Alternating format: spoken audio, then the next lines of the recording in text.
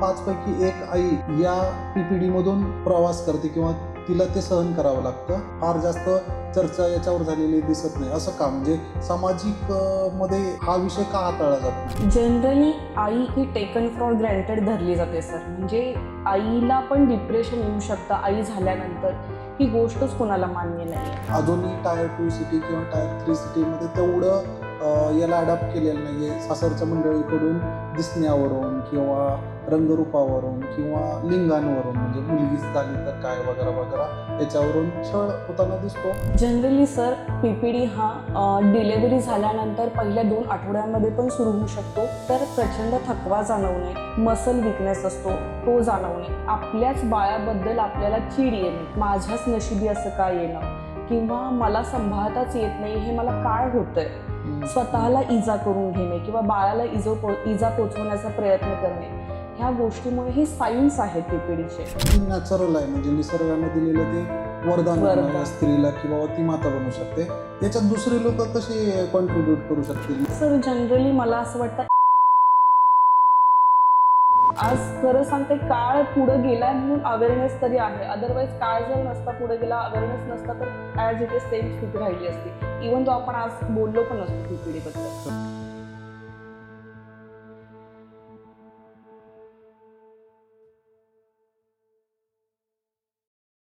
सध्या भारतामध्ये 5 पैकी एक आई पोस्टपार्टम डिप्रेशन याची शिकार आहे. याबद्दल तुम्हाला माहिती आहे का? नमस्कार, मी रोहित गायकवाड, रिअल इस्टेट प्रशिक्षक आणि लेखक. तुमचे पुन्हा एकदा स्वागत करतो TRG पॉडकास्टच्या नव्या कोऱ्या एपिसोडमध्ये.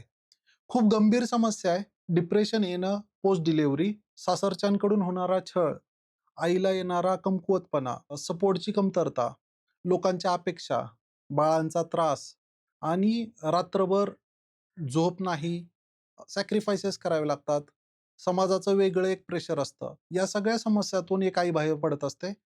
त्या केसेसमध्ये काय उपाय केले पाहिजेत, कुटुंबानं कसं वागलं पाहिजे, याबद्दल आपण चर्चा करणार आहोत. आजच्या ज्या प्रमुख पाहुण्या आहेत त्या डॉक्टर तेजस्विनी कुलकर्णी मॅम आहेत, ज्या स्वतः एक होमिओपॅथिक डॉक्टर आहेत आणि ऑकल्ट सायन्समध्ये त्यांची प्रॅक्टिस चालते. त्यांना वेगवेगळ्या अवॉर्ड्सनी गौरविले आहे, जे तुम्ही स्क्रीनवर बघू शकता. त्यांनी PPD विषयावर खूप साऱ्या लोकांना मार्गदर्शन केलेलं आहे. त्यांचे जे ग्राहक आहेत ते भारतात आणि भारताबाहेर आहेत आणि त्याचा प्रॉपर फीडबॅक आम्ही क्रॉस चेक केल्यानंतर त्यांना इन्व्हाइट केलं होतं. तुमच्या प्रश्नांना पुढे घेऊन चला तर मग सुरुवात करूया.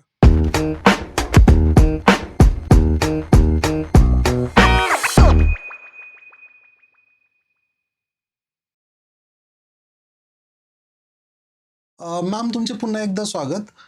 आमच्या प्रेक्षकांना तुमची थोडक्यात ओळख करून द्या. नमस्ते, मी डॉक्टर तेजस्विनी कुलकर्णी. मी कन्सल्टंट होमिओपॅथ आहे. गेली 7 वर्ष होमिओपॅथिक प्रॅक्टिस करते. ओके. न्यूमरोलॉजिस्ट आहे, टॅरो रीडर आहे, वास्तुशास्त्रज्ञ आहे आणि सगळ्यात महत्त्वाचं हिलिंग सेशन्स पण मी घेते लोकांचे. ओके. सो गेली 7 वर्ष माझी भारत आणि भारताच्या बाहेर दोन्हीकडेही प्रॅक्टिस आहे. भारताच्या बाहेरील क्लायंट्स पण मला अटॅच आहेत, जसं की ऑस्ट्रेलियामधील आहे, UK मधील आहे, US मधील आहेत. सगळे क्लायंट्स मला अटॅच आहेत आणि सर्वत्र आपला प्रसार झालेला आहे. ऑफ कॅमेरा बोलताना तुम्हाला काही अवॉर्ड्स पण मिळाले होते, त्याच्याबद्दल सांगाल का? येस. आता रिसेंटलीच मला भारत आयकॉनिक अवॉर्ड्सनी नॉमिनेट केलं होतं. त्याबद्दल मी विनिंग पण झालेलं आहे. त्याच्यामध्ये असं होतं की त्यांनी इंटरव्ह्यूज बरेचसे घेतले. 600 लोकांचं सिलेक्शन केलं होतं. त्यातला आपली कॅटेगरी सिलेक्ट झालेली आहे. आणि दुसरा महाराष्ट्र स्टेट लेव्हलचा महाराष्ट्र उद्योजक पुरस्कार म्हणून आहे. तोही मला रिसेंटलीच मिळालेला आहे सप्टेंबर खूप महिन्यामध्ये. छान. मॅम, आजचा जो टॉपिक आहे तो पोस्टपार्टम डिप्रेशन आहे, ज्याच्यामध्ये तुम्ही एक्सपर्ट आहात. तर आपल्या व्ह्युअर्सला मॅक्सिमम व्हॅल्यू मिळेल. खूप साऱ्या लोकांचे जे प्रॉब्लेम्स आहेत ते मॅक्सिमम पद्धतीने कव्हर कराल अशी अपेक्षा करून आपण सुरुवात करूया. नक्कीच. आता आम्हाला ऐकायला आवडेल की हे PPD नेमकं प्रकरण काय आहे? PPD नावामध्येच आहे सर, पोस्टपार्टम डिप्रेशन. म्हणजे डिलिव्हरी नंतर येणारं जे डिप्रेशन आहे, ज्याच्याबद्दल आजकाल कोणीही बोलत नाही किंवा त्याला गृहीत धरलं जातं, असं त्याला डिप्रेशन, पोस्टपार्टम डिप्रेशन म्हणतं. त्याच्यामुळे आजचा हा टॉपिक तुम्ही मला जो दिलाय तो उत्तम आहे, छान आहे आणि माझ्याकडून जेवढी जास्त मदत होईल तेवढी मी नक्कीच करेन. असं बघितलं जातं जनरली की बाबा 5 पैकी एक आई या PPD मधून प्रवास करते किंवा तिला ते सहन करावं लागतं. तर एवढा मोठा रेशो असून पण जनरली मी ज्यावेळेस रिसर्च करत होतो, इतर पॉडकास्ट चेक करत होतो, पण काही मला दिसलं नाही ऑनलाईन, ऑफलाईन दोन्हीकडे फार जास्त चर्चा याच्यावर झालेली दिसत नाही. असं का? म्हणजे सामाजिक मध्ये हा विषय का हाताळला जात नाही? Generally I he taken for granted धरली जाते सर. म्हणजे आईला पण डिप्रेशन येऊ शकतं आई झाल्यानंतर, ही गोष्टच कोणाला मान्य नाहीये. ओके. आणि इव्हन दो हे आधीच्या काळामध्ये पण स्त्रियांना हा प्रॉब्लेम येतच होता. डिलिव्हरीनंतर हार्मोनल चेंजेस होतात. त्याच्यामध्ये त्यांचे मूड स्विंग्स होणे, थकवा येणे किंवा जे पण पोस्टपार्टम डिप्रेशनचे सिम्प्टम्स आहे, ते दिसणे. हे दिसत असून पण लोकांनी त्याला इग्नोर केलेलं आहे. हं, हं. अगदी पूर्वीच्या काळापासून. पण आता अवेअरनेस लोकांमध्ये हळू-हळू येत आहे, त्याच्यावर बोललं जात आहे आणि इथून पुढे ही अवेअरनेस तो हं, चालू असेल किंवा चालू राहणार याची मात्र मला शाश्वती वाटते.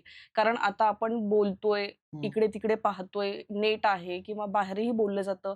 सेशन्स होतात पोस्टपार्टम डिप्रेशनसाठी बरेचसे, त्याच्यामुळे लोकांना मदत होतीये.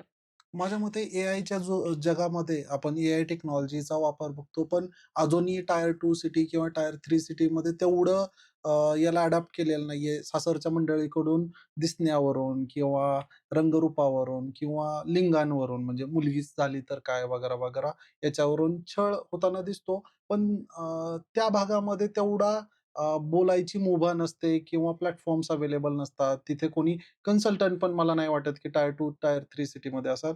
आजचा जो पॉडकास्ट आहे, हा खूप साऱ्या मातांना एक होप देतोय, अशी अपेक्षा करून मला एक विचारायचंय, की साधारण ज्यावेळेस आपण बद्दल बोलतो, तर हे याचा टेन्युअर काय? म्हणजे हे कधी सुरू होतं आणि हे ओळखायचं कसं? समजा ज्या मातांना आता मुलं झालेली आहेत किंवा समहाऊ 1 महिन्यापासून 1 वर्षाच्या आत मुलं आहे आणि त्यांना कसं कळेल, की ते मधून जातायत? जनरली सर, पी-पी-डी हा डिलिव्हरी झाल्यानंतर पहिल्या 2 आठवड्यांमध्ये पण सुरू होऊ शकतो किंवा 2-3 महिन्यांमध्ये पण सुरू होऊ शकतो. ओके. एकतर प्रचंड थकवा जाणवणे, मसल वीकनेस असतो, तो जाणवणे, आपल्याच बाळाबद्दल आपल्याला चीड येणे, की बाबा आपल्याला बाळाला सांभाळावं लागतं, माझ्याच नशिबी असं का येणं? किंवा मला सांभाळताच येत नाही, हे मला काय होतंय? हं, हं. स्वतःला इजा करून घेणे किंवा बाळाला इजा पोहोचवण्याचा प्रयत्न करणे. ह्या गोष्टीमुळे हे सायन्स आहेत पी-पी-डीचे. सो ह्या सायन्सवरून आपण ओळखलं पाहिजे घरच्या मंडळींनी, की बाबा ह्या स्त्री बाबतीत काहीतरी वेगळं घडतंय. हं. आपल्या सुने बाबतीत किंवा आपल्या बायको बाबतीत किंवा आपल्या बहिणी बाबतीत असे वेगळे काहीतरी सिम्प्टम्स दिसतायत. तर त्याच्यावर आपण विचार केला पाहिजे. योग्य वेळी डॉक्टरांचा सल्ला घेतला पाहिजे. हं. असं ओळखून जर केलं, तर हा मार्ग नक्कीच त्यांना मदत करेल. डॉक्टरांकडे जाणं, सल्ला घेणं, सेशन्स घेणे. ह्याच्यावर ज्याची साधारणपणे एक 5-6 लक्षणं काय असू शकतात, जेणेकरून त्यांना हे सोपं जाईल, की आपण मध्ये आहे किंवा नाहीये? काहीही कारण नसताना रडू येणं, काहीही कारण नसताना चिडचिड होणं, झोप न येणं आणि सगळ्यात महत्त्वाचं बाळाला किंवा स्वतःला इजा पोहोचवणं हा विचार येणं आणि सतत मागच्या गोष्टी आठवून रडत राहणं, ओके. जर असं असं आहे. कोणाला होत असेल, तर त्यांना समजून घ्यायचं, की आपण या प्रोसेसमधून जातोय. नक्कीच, ओके. नक्कीच. आता जनरली काय होतं, की एक बॅचलर लाईफ असते, एक मॅरिड लाईफ असते, जी समजा खूप चांगली जाते आणि नंतर आफ्टर डिलिव्हरी रात्रभर डायपर बदलायचे असतात किंवा दूध पितं बाळ आणि जेणेकरून झोपच होत नाही. या झोपेचा प्रभाव हा जनरली असं समजलं जातं, की तुझी झोप झाली नाही म्हणून चिड होते. याच्यामध्ये पी काही रोल आहे का? आहे ना सर. झोप झाली तर तुमची डायजेस्टिव्ह सिस्टम नीट राहते. झोप झाली तर तुमची बॉडी चांगली वर्कआउट करते. तुमची झोपच नाही झालं तर डेफिनेटली चिड होणं साहजिकच आहे. एकतर प्रेग्नन्सी डिलिव्हरीमध्ये काय असतं, प्रोजेस्टेरॉन आणि इस्ट्रोजन लेव्हल खूप डाऊन झालेले असतात डिलिव्हरीनंतर. ओके. त्याच्यानंतर एकतर प्रोजेस्टेरॉनचा रोलच असा असतो, की तो मेन्स्ट्रुअल सायकल चांगला मेंटेन करतो. हं. रिप्रोडक्टिव्ह सिस्टम मेंटेन करतो. युटेराइन लायनिंगला तो छान मेंटेन करतो. आणि अचानक त्याच्यामध्ये डाऊन झालं तर झोपेचीही तेवढीच वाट लागते. तिच्यामध्ये होणारे हार्मोन म्हणजे जे आनंदाचे हार्मोन्स बनतो. हं. डोपामाइन आलं, ऑक्सिटोसिन आलं, हे सिक्रेट व्हायचं प्रमाण पण तितकंच कमी होतं. ओके. त्याच्यामुळे हा झोपेलाही तितकाच अफेक्ट करतो. पण आता मॅम असं आहे, की नॅचरल आहे म्हणजे निसर्गानं दिलेलं ते वरदान म्हणा या वरदान. स्त्रीला, की बाबा ती माता बनू शकते. याच्यात दुसरे लोकं कसे कॉन्ट्रिब्यूट करू शकतील? म्हणजे जनरली तुमच्याकडे ज्या केस आलेल्या आहेत, त्याच्यामध्ये आई चिड करते किंवा बाळ. पण बाळ आईशिवाय राहू शकत नाही. तर याला तुम्ही कसं बघता? सर जनरली मला असं वाटतं एका ह्याच्यामध्ये एका स्त्रीचा रोल दुसऱ्या स्त्रीनं फॉलो केला पाहिजे. म्हणजे घरातली जी दुसरी स्त्री आहे, तिने त्या मातेला समजून घेतलं पाहिजे, की बाबा ती चिड-चिड करतीये. कारण तीही कुणाची तरी आई झालेली असते. हं, त्या फेजमधून ती बाहेर गेलेली असते. ती का चिड करतीये? तिच्या मागचं कारण काय आहे? आणि ह्याला मदत म्हणून फॅमिली खूप मॅटर करते. आता सपोज आईची झोप झालेली नाहीये रात्रभर, तर कुणीतरी घरातल्यानी जे पण काही फॅमिली मेंबर्स असतील, ते बाळाचं डायपर चेंज करणं, त्याला फीडिंग तो एक दुधाचा प्रॉब्लेम असतो. दूधच आईला येत नाहीये. हं. ह्या गोष्टीला समजून घेणं, की बाबा बऱ्याचदा असं होतं, की पास्ट काढलं जातं, की बाबा हं. आमच्या काळी असं होतं, की आम्हाला तर एक्झॅक्टली. इझिली दूध फ्लो होतं. तुमच्या नवीन युगामधल्या मुलींना तर हा प्रॉब्लेम कसा काय येतो, जर आम्हाला येत नव्हता तर. हं, हं. तर असं असतं, की सर त्या काळी लाईफस्टाईल पण पूर्ण चेंज होतं. त्या बरोबर. काळी सोयी-सुविधा बिलकुल नव्हत्या.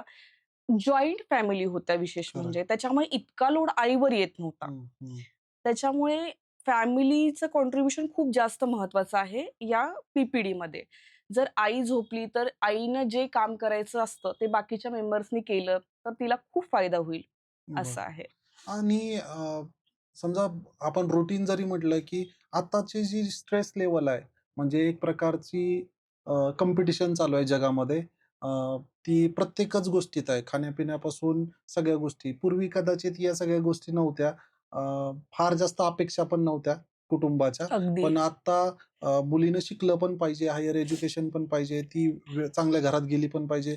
गेल्यानंतर तिथले सगळे रूल्स तिनं फॉलो केले पाहिजे. वरून बाळाची काळजी घेतली पाहिजे. याच्यामुळे कुठेतरी तो ताणतणाव लाईफमध्ये माझ्या मते रिफ्लेक्ट करेलच. ॲक्चुअली मगाशी जसं म्हटलं, की बाबा बाळ आजोबासारखं दिसतं, काकासारखं दिसतं, मामासारखं दिसतं आणि समजा ते वेगळं असेल, तर त्याच्यावरून टोमणे किंवा हिणवणं या पद्धती होतात. आता तुमच्याकडे खूप सारे केसेस आलेले असतील, तर त्यातून तुम्हाला काय वाटतं, की हे एक्झॅक्टली याचा रूट कॉज काय आहे आणि याच्यावर सोल्युशन काय आहे किंवा हे कशा पद्धतीने अव्हॉइड करता येईल? सर पहिली गोष्ट बाळ हे जेनेटिकली 50% आईचे 50% बाबाचे गुण घेऊन येतं. त्याच्यामध्ये पण आईच्या आई-वडिलांचे 25-25, बाबांच्या आई-वडिलांचे पण 25-25. कुठलातरी डॉमिनंट रिसेप्टर पुढे जर आला, तो त्याच्यासारखे. मग एखाद्याचे जर डोळे आजोबांसारखे असतील, तो एखादा डॉमिनंट रिसेप्टर म्हणून त्याचे डोळे त्याच्याकडे आले. हं, पूर्णच कुठलंही बाळ आजोबासारखं नसू शकतं, पूर्णच कुठलं बाळ बाबासारखं ना आईसारखं नसू शकतं. पण मला असं वाटतं, भले ते असेल, पण हं. ज्या जन्मदात्या त्या आईनी जन्म दिलेला आहे, तिची व्हॅल्यू देणं जास्त महत्वाचं आहे, की बाळ तुझ्यासारखंच हसतं बरं का, बाळ तुझ्यासारखंच बोलतं बरं का किंवा बाळाच्या आवडी-निवडी असतात. काही बाळांना गोड आवडतं, काही बाळांना तिखट आवडतं. मग घरामध्ये एखाद्या आईला गोड जरी आवडत असेल, पण ते कुठेतरी तुझ्या पणजीला म्हणजे तुझ्या पणजीला ते गोड आवडत होतं म्हणून बाळाला गोड आवडतं. पण तिथं कुणीच मेन्शन नाही करत, की तुझ्या आईला गोड आवडतं म्हणून बाळाला पण तो गुण गुण आला किंवा ती ती बाळाला येणारी आवड आली, हे कुणीच मेन्शन नाही करत तिथे. हं, हं. तर तिथे थोडंसं घरच्यांनी तिला व्हॅल्यू आहे, तिचं अस्तित्व आहे, हा पॉइंट किंवा हे तिला पटवून देणं किंवा ते जाणवून देणं जास्त महत्त्व आहे या पॉइंटला. माझ्याकडे जेव्हा पेशंट येतो पी-पी-डीचा, त्यावेळेस मी तो तो पेशंट व्यतिरिक्त सगळ्या फॅमिली मेंबर्सला सुद्धा सेशन्स द्यायचं काम करते. काउन्सिलिंग करते, की बाबा तुम्ही कसं वागवलं पाहिजे, कसं केलं पाहिजे.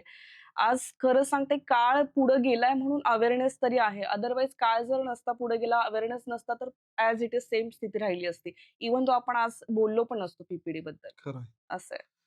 माझ्या मते या सगळ्या जर्नीमध्ये नवऱ्याचा रोल एक हसबंड म्हणून खूप जास्त इम्पॉर्टंट आहे. कारण वाईफ अशा गोष्टी काही आहेत ते फक्त हसबंड सोबत शेअर करू शकते, जे इतरांसोबत बोलू शकत नाही. पण समजा नवराच तेवढा सपोर्टिव्ह नसेल, काही सिच्युएशनमध्ये असू शकेल, की तुझं मूल आहे तू बघून घे. मी खायला प्यायला घालतो एवढं सफिशियंट आहे. हं. आणि तिथं तो इमोशनली कनेक्ट नाहीये. तर त्या केसमध्ये अशा जर काही केसेस असतील, तर त्या आईनं काय करावं? अशा वेळेस तिने सेशन्स घेणं, हीलिंग थेरपीज घेणं जास्त गरजेचं आहे. Communication is the key of any relationship sir. तिने व्यवस्थित कम्युनिकेट केलं पाहिजे, की बाबा मला हा प्रॉब्लेम होतोय. तुम्ही मला समजून घ्या. तुम्ही माझं दुःख ऐका किंवा तुम्ही मला मी एकदा तरी माझं ऐका मी काय म्हणतीये. हं, त्याच्यानंतर पण ही गोष्ट होत नाही, तर मग फॅमिलीमधले जे मोठे असतील त्यांच्याशी ही गोष्ट बोलली पाहिजे, की असं-असं घडतंय. काय करायला पाहिजे, काय नाही केलं पाहिजे. आता काही मुलींचा हाही प्रॉब्लेम आहे, की ते ओपनच नाही होऊ शकत. ते हं, बोलूच नाही शकत. हं. आमच्या घरात हे चालत नाही. आमच्याकडे हे अलाउडच नाहीये. बोललं तर माझं कसं होईल? म्हणजे मला सासरी राहू देतील का नाही? मी डिपेंडंट आहे. सगळ्यात मूळ जे असतं ना, मुलगी डिपेंडंट नाही, हे जास्त तिला आतून खात असते, की आपण ह्यांच्यावर जगतो. म्हणजे आपल्या घरातील माणसांवर आपण जगतो. ते आपल्याला खायला-प्यायला घालतात. मी जर त्यांना उलटं बोलले किंवा माझी बाजू मांडायचा प्रयत्न केला, तर माझं कसं व्हायचं? परत तिला माहेरचाही तेवढाच ताण असतो, की मी जर ह्या गोष्टी माझ्या माहेरी सांगितल्या, तर आई-वडिलांनाही तेवढंच टेन्शन येईल. सो फॅमिलीनी कोऑपरेट करणं खूप जास्त महत्वाचं आहे सर.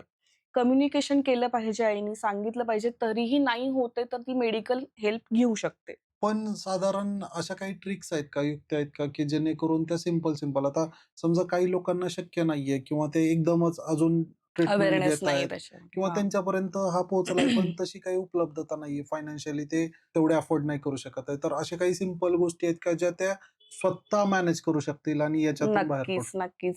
सर सगळ्यात मुळात पोस्टपार्टम डिप्रेशन किंवा कोणतंही डिप्रेशन असू दे, तिथं लॅक ऑफ सेल्फ लव्ह असतं. हं. जिथं स्वतःवरचं प्रेम येत नाही ना, तिथे असं डिप्रेसिव्ह सिम्प्टम्स यायला लागतात. अशा वेळेस आईनी आरशासमोर गेलं पाहिजे, की मी माझ्यावर खूप प्रेम करते. माझी सगळी फॅमिली मला सपोर्टिव्ह आहे आणि मी माझं बाळ, मला स्वतःला आणि माझं घर सगळं व्यवस्थित सांभाळू शकते. ती जेवढं स्वतःबद्दल अफर्मेशन करत राहील ना, तेवढा तिला जास्त फायदा होईल सर. आणि ती ओके. लवकरात लवकर बाहेर पडायला मदत होईल. आणि तुमचंही बरोबर आहे, की काही लोक नाहीच अवेअरनेसच नाहीये, की असं काही आपल्याला होतंय आणि आपण डॉक्टरांना दाखवलं पाहिजे. हं. तर अशा वेळेस ती सेल्फ लव्ह, सेल्फ अफर्मेशन्स आज तुम्ही Google जर केले, तुम्हाला सेल्फ अफर्मेशन्सचे बरेचसे तुम्हाला पॅम्पलेट मिळतील. 5-6 अफर्मेशन ती जर दिवसातून 21 वेळा म्हणली, तर तिला नक्कीच त्यातून बाहेर यायला मदत होईल. 21 दिवसांनी. कुठल्याही गोष्टीची सवय लागायला 21 दिवस लागतात. हं. सो ही जर ट्रिक तिनं वापरली, तर तिला नक्कीच त्याचा फायदा होईल. ओके. आता तुम्ही मगाशी बोलताना म्हटलं, की आमच्या काळी हे होतं, ते होतं. पण याला आता बदलणार कसं? म्हणजे एखादी पास्ट जो निघून गेलेला आहे आणि त्या कंपॅरिझनमध्ये ते कुटुंब जगतंय अजून पण. म्हणजे प्रत्येकच गोष्टीचं कनेक्शन आता इव्हन समजा आपण पण लहानाचं मोठं त्याच ह्याच्यात झालो. माझे बरोबर आहे. वडील म्हणायचे, की "आपण थोडी टाटा बिर्लाची औलाद आहे, की हे अफोर्ड करू शकेल." कारण ते त्यावेळेस नव्हतं, पण त्यांच्याकडे ते उत्तर नव्हतं. पण ते समवेअर कुठेतरी आता आजच्या काळामध्ये आपण त्या गोष्टी करू शकतो. पण प्रत्येक गोष्ट माझ्या काळात ही होती, माझी सॅलरी प्रत्येकाला आपण बघतो, की बाबा आम्ही तर एवढ्यात घर चालवायचो. पण त्यावेळेस हं. पेट्रोल पण ₹10 लिटर होतं. आता ती करेक्ट. 100-150 झालेलं आहे. तर किंवा फार-फार तर आता सिझेरियनच्या केसेसमध्ये मी ऐकायला बघतो, की त्यावेळेस तर नॉर्मल डिलिव्हरी व्हायची. आमची तर करेक्ट. बाबा घरी डिलिव्हरी झालेली आहे. त्यावेळेस तर दवाखाने पण नव्हते. आता या कंपॅरिझनमधून कसं बाहेर काढता येईल कुटुंबाला किंवा एक आई काय प्रयत्न करू शकते? Wait. If you are investor or industrialist looking for clear title agriculture or industrial plot across Pune, Mumbai and Konkan region, then do contact us for verified legally clear land parcels. हमेशा याद रखिए, land is limited. अगर आपने नहीं खरीदा तो वो किसी और की अमानत होगी. अगर आपको अपनी लैंड बेचनी है या खरीदनी है तो डिस्क्रिप्शन बॉक्स एंड कमेंट में लिंक दी है, उस पर क्लिक कीजिए, फॉर्म सबमिट कीजिए, हमारी टीम आपको कांटेक्ट करेगी. Thank you. सर पहिली गोष्ट तर कंपॅरिझन नाहीच झाली पाहिजे. कारण काळ बदलतोय, व्यक्ती बदलतात, व्यक्ती तेवढ्या प्रवृत्ती असतात. So first of all comparison न करता तुम्ही म्हणजे मी तर असं म्हणेन, सासू-सासऱ्यांनी सुनांना एक्सेप्ट केलं पाहिजे, सुनांनाही सासू-सासऱ्यांना एक्सेप्ट केलं पाहिजे 50-50% तर ती गाडी पुढे सरकेल. कुणाही एकाच्याच मताने नाही चालू शकत. हम्म, हम्म, म्हणजे सासू-सासऱ्यांनी कारण समजून घेतलं पाहिजे ना, आता त्या काळात विहिरी वगैरे होत्या. हम्म, विहिरीतून पाणी काढून बरोबर. आणणं, घरामध्ये पाणी भरणं हा प्रकार होता. आता नळ आलेत. मग आता जर नळ आलेत, ही गोष्ट जर चेंज होतीये, विहिरीकडून आपण नळापर्यंत येतोय, तर थॉट प्रोसेसमध्ये पण त्यांनी चेंज आणलाच पाहिजे. आणि जरी ते होत नसेल, तर मुलींना आधी याबाबतीत अवेअरनेस आणलं पाहिजे. आज आपल्याकडे इंटरनेटसारखी सोय आहे. एआय टेक्नॉलॉजी आपण डेव्हलप केलेली आहे. सो व्हिडिओ बघून किंवा YouTubeवर सर्च करून कुठले व्हिडिओ पी बाबतीत आहेत, हे घरच्यांना सांगण्याचा प्रयत्न केला पाहिजे. आणि एखाद दुसरं तरी असं फॅमिलीमध्ये असतो, की थोडासा ॲडव्हान्स आहे, की बाबा ह्या गोष्टी चुकीच्या आहेत. आपण काळाची गरज आहे, आपणही चेंज झालं पाहिजे. हम्म, हे एखाद दुसरा तर फॅमिलीमधला मेंबर असा असतोच. पण जर नसेलच तर तिने एखाद्या फ्रेंडची मदत घ्यावी, एखाद्या काउन्सिलरची मदत घ्यावी, जेणेकरून ती यातून बाहेर पडायला मदत होईल. आता ह्यावेळेस ती सुचणं पण तेवढं महत्वाचं आहे, की आपण कुणाची तरी मदत बरोबर. घेणं म्हणजे जास्त आपल्याला गरजेची गोष्ट आहे. पण नाही जरी सुचलं, तरी देवावरचा विश्वास प्रत्येक मुलीचा असतो. त्याच्यावर विश्वास सोडून आपण ह्यातून मला मार्ग कर किंवा ह्याच्यातून मला बाहेर काढ, इतका विश्वास टाकून ती जरी बाहेर पडली, तर तो सगळं सूत्र हलवतो. हं. एवढा विश्वास आहे. बरोबर. पण आता समजा एक आपण टेक इट ग्रांटेड म्हणूया, की बाबा आई झाली ना, तर हे सगळं सहन करावं लागतं, अशी तिचीच आई सांगत असते. खरंय. ड्युरिंग म्हणजे समजा आता बेबी झालंय 4-8 दिवस समजा माहेरकडले लोकं आले, तर ती आई समजवत असते, की तुला हे सगळं करावं लागणार आहे आणि ते सहन होत नाही समोरच्याला. अशा केसेसमध्ये तुम्ही कसं बघता? ही गोष्ट खूप खरी आहे सर. जेव्हा डिलिव्हरी होईपर्यंत कुणीही काही सांगत नाही, कुणीही गाईड करत नसतं. कारण आपापल्या फ्लोमध्ये लाईफ जगत असतात. डिलिव्हरी झाल्यानंतर कसं असतं सर, तुमच्या घरात जरी 10 डिलिव्हरी झाल्यात, तरी पण तो बघण्याचा अनुभव आणि जेव्हा स्वतःची डिलिव्हरी होते, तेव्हा एकदाच घेण्याचा अनुभव यामध्ये खूप जमीन-आसमानचा फरक आहे. हं, हे नक्की आहे, की कुणाचीही असू दे, आपल्या नवऱ्याची आई असो किंवा स्वतःची आई असू दे, ती एकच म्हणणार आहे, की बाईची जात आहे तुझी, तुला हे सहन करणं गरजेचीच गोष्ट आहे. हं. तर अशा वेळी तिने तिथे थोडासा स्टँड घेतला पाहिजे, की आई मला नाही सहन होतंय. ह्याच्यावर काय उपाय आहे? तू तुझ्या काळातले तरी उपाय सांग किंवा मला माझ्या काळातली उपायाची एक म्हणजे तोडगा किंवा मी काहीतरी हेल्प घेऊ शकते का कुणाकडून ते तरी बघते. या गोष्टी तिने फॉलो केल्या पाहिजेत. ओके. अशा काही 5 वॉर्निंग साइन सांगू शकता का, की ज्याच्यामुळे कळेल आणि ते तुमच्यापर्यंत पोहोचू शकतील किंवा डेफिनेटली. कन्सल्टेशनपर्यंत? मगाशीच मी म्हटलं, की जसं काही अतिरेक चिडचिडपणा म्हणजे कारण नसताना चिडचिड होणं, कारण नसताना म्हणजे अचानक रडू येणं किंवा कारण नसताना आपल्या बाळाला इजा करणं किंवा स्वतःला इजा करणं, ही गोष्ट किंवा झोप न लागणं. हं, म्हणजे झोप न लागण्याचे एकतर हार्मोनल इम्बॅलन्स किंवा लो लेव्हल झालेलेच असतात. हं, पण त्याही व्यतिरिक्त सतत विचार करत राहणं आपल्या हं. बाळाबद्दल, आपल्याला काय होईल, कसं होईल, हे काही 4-5 सिम्प्टम्स आहेत, जेणेकरून आपण फाइंड आउट करू शकतो, की पेशंट पी मधून जातोय. आता तुम्ही होमिओपॅथिक डॉक्टर आहेत, तर त्याच्यामध्ये काही याच्या संदर्भात पी संदर्भात मेडिसिन्स आहेत का, की ज्याच्यामुळे हार्म होणार नाही, पण रिकव्हरी फास्ट होऊ शकेल? पॅरलली की ते तुम्ही जे काही कन्सल्टेशन किंवा सेशन्स घेताय, त्याच्या अनुसरून औषधं पण काम करतील. दुसरी गोष्ट ते बाळ अंगावर पीत असतं आणि त्याला पण इजा नाही झाली पाहिजे. असं काही कॉम्बिनेशन आहेत का होमिओपॅथिकमध्ये? नक्की सर. ॲक्चुअली भगवद्गीतेमध्ये आपल्या श्रीकृष्णाने सांगितलंय, की प्रत्येक वेळी युद्ध हाच एक मार्ग नसतो. युक्ती पण तेवढीच काम करते. आता त्या त्या भगवद्गीतेमधली युद्ध म्हणजे इथं सर्जरी. सर्जरी न करताही होमिओपॅथी इंडिव्हिज्युअलायझेशन करते. म्हणजे प्रत्येक माणूस जेवढ्या व्यक्ती तेवढ्या प्रवृत्ती, जेवढ्या व्यक्ती तेवढ्या प्रकृती असतात. म्हणजे आमच्या होमिओपॅथीमध्ये फक्त सिम्प्टमॅटिकली ट्रीट केलं जात नाही. हं, तुमची पास्ट हिस्ट्री बघितली जाते, प्रेझेंट हिस्ट्री बघितली जाते, तुमची आवड-निवड बघितली जाते. आता डिलिव्हरी झाल्यानंतर आवड-निवड ही बऱ्याचदा चेंज होऊ शकते एखाद्या स्त्रीची. तर पास्टमधली जी आवड-निवड, आताची आवड-निवड, तुमचे गायनेकॉलॉजिस्टची हिस्ट्री घेतली जाते. ऑनसेट, ड्युरेशन, कधी, केव्हा ह्या सगळ्या छोट्या-छोट्या डिटेल घेतल्या जातात. आणि सगळ्यात महत्त्वाचं मानसिक स्तरावर बोललं जातं सर. आजकाल ऐकूनच कुणी घ्यायला तयार हं, नाहीये. हं. आमच्या होमिओपॅथीमध्ये तुम्हाला ऐकून घेतलं जातं आणि तुम्हाला ते सगळा अभ्यास करून औषध दिलं जातं. ब्रेस्ट फीडिंगमध्ये सेफर आहे. कुठलाही साइड इफेक्ट नाहीये आणि ईझी टू कॅरी आणि गिव्ह. आपण देऊ पण इझिली शकतो, घेऊ पण इझिली शकतो. त्यामुळे होमिओपॅथी बेस्ट काम करते कोणत्याही रोगामध्ये. आणि आमच्या होमिओपॅथीमध्ये मानसिक स्तराला का एवढं महत्त्व दिलं जातं? इव्हन दो WHOनी पण सांगितलेलं की हेल्दीचा अर्थ फक्त फिजिकल हेल्दी नसतं. तुम्ही फिजिकली, मेंटली आणि स्पिरिच्युअली म्हणजे तिन्ही गोष्टींना एखादा माणूस जर हेल्दी असेल, तरच तो हेल्दी म्हणला जातो. हं. सो ह्या गोष्टीमध्ये होमिओपॅथी खूप छान रोल प्ले करते. इथं मी एक सांगू शकते, की जे माणसाच्या डोक्यात सतत विचार चालू राहतात, तर कुठेतरी ती बॉडी एक्सपोज करणारच ना सर. ज्यांना राग जास्त येतो, खूप जास्त म्हणजे तो एक्सप्लेन नाही करू शकत किंवा ओपन अप नाही करू शकत, त्यांना पाईल्सचा त्रास जडला जातो. ज्याच्या मनामध्ये कटुता असते कुणाबद्दल, पण नाही बोलू शकत काही कारणामुळे. का तर मोठे असतील किंवा काही XYZ रिझन्स असतील, त्यांना डायबिटीसची हिस्ट्री मिळते सर.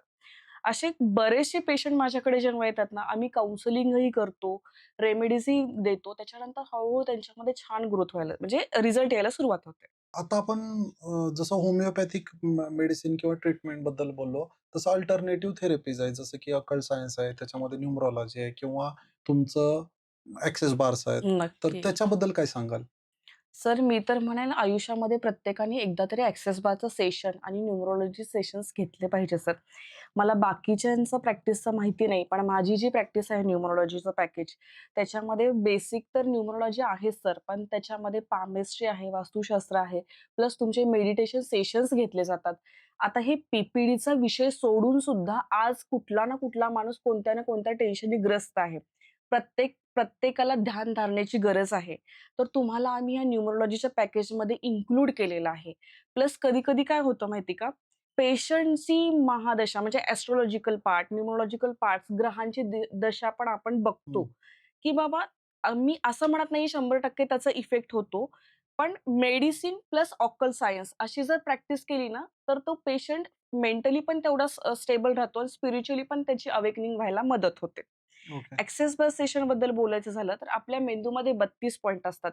तर लहानपणापासून आता फॉर एक्झाम्पल स्त्रियांचंच घेऊयात. बाईच्या जातीनं आधी असं असायचं जीन्सचे कपडे घालू नये, 7च्या आत घरात राहायला पाहिजे. अशा बऱ्याचशा गोष्टी लहानपणापासून आपल्या आयांना त्यांच्या आयांनी भरवलेल्या असतात. सो कुठेतरी तो पॉइंट ऑफ व्ह्यू तयार होतो. ते त्यांचं ओपिनियन नसतंच, सामाजिक ओपिनियन तयार होतं ते. सो ते ओपिनियन जे आहे, ते ब्लॉकेजेस निर्माण करतं. ते रिलीज करायचं काम ॲक्सेस बारच्या सेशनमुळे होतं. आणि ध्यानधारणा तर मी म्हटलेच आहे, की ती फॉर शुअर थिंग आहे, की प्रत्येक माणसाने मेडिटेशन सेशन्स घेतलेच पाहिजेत. भले तुम्ही आजारी असो, डिप्रेशनमध्ये असो किंवा काहीही असो. ओके. खूप छान. आपण पॉडकास्टच्या लास्ट टप्प्याकडे आहे. मला एक विचारायचं आहे, की समजा एक कुटुंब म्हणून समजा डायपर बदलणं हे तर समजा एक फॉर्मॅलिटी झाली. ते हसबंड कधी करतील, कधी नाही करणार. पण सामाजिक लेव्हलवर एका मोठ्या स्केलवर जर आपल्याला बघायचं असेल या प्रश्नाकडे, खूप गंभीर प्रश्न आहे रादर. तर एका कुटुंबानं असं काही गोष्टी केल्याचं पाहिजेत, जेणेकरून बाबा ती जी आई आहे, तर तिचं बाळंतपण असेल किंवा ती जी प्रोसेसमधून जाते, तिची जी रिकव्हरी जर्नी आहे आफ्टर डिलिव्हरी, ती स्मूथ होईल किंवा ती एन्जॉय करू शकेल आणि त्रासाच्या ऐवजी ती आनंद घेऊ शकेल. असं ॲज अ एक्सपर्ट तुमचा काय सल्ला असेल? नक्की सर. मी एकच सांगते, प्रत्येक आई ही प्रेमाची भुकेली आहे. प्रत्येक आई ही काळजीची भुकेली आहे. प्रत्येक आईला एक ॲश्युरन्स पाहिजे असते, की काही काळजी करू नको बाळा, मी तुझ्या पाठीशी आहे. हा जो ॲश्युरन्स आहे, त्या सर्व फॅमिली मेंबरनी तिला द्यावा, की काही काळजी नको करू नको, आम्ही आहोत. तुला काही काही गोष्टी येत नसतील, तर ठीक आहे, हरकत नाहीये. आम्ही पण यातून गेलेलो आहोत. आम्ही तुला समजून घेऊ, तुझं मत ऐकून घेऊ. आम्ही ऐकण्यासाठी आहोत. हा जर ॲश्युरन्स मिळाला ना, तर ह्यातून खूप बाहेर पडायला तिला मदत होईल. ओके. खूप छान मॅम.